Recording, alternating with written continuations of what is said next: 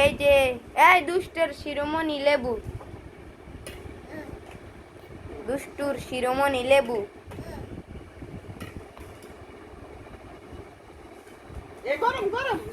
আবার এত দুষ্টামি করে মানুষ।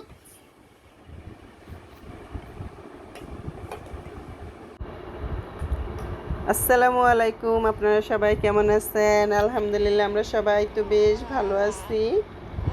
তো আজকে হচ্ছে আমরা দুপুরে কি কি রান্না করেছি সেটাই আপনাদের সাথে শেয়ার করব আর কি। দুপুরে আমরা কি খাবো, তো এখানে হচ্ছে আমরা বেগুন দিয়ে টমেটো দিয়ে তেলাপিয়া মাছ দিয়ে রান্না করা হয়েছে।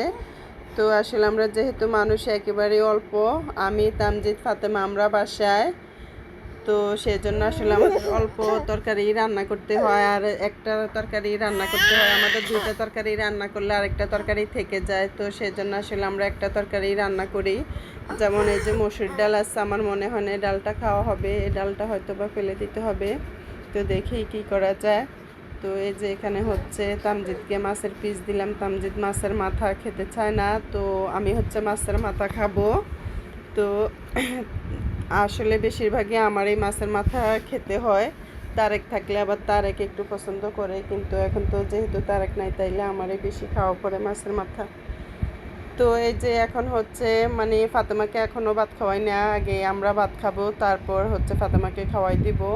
আসলে আমার মামনিটার গ্রোথ একেবারেই কম। তো আসলে কি খেলে গ্রোথ বাড়ে একটু আপনারা আমাকে কমেন্টে জানাবেন। ওর বয়স বর্তমানে 2 বছর 10 মাস চলতেছে। তো আপনারা প্লিজ আমাকে একটু জানায়েন কমেন্ট করে কি খেলে গ্রোথ বাড়ে।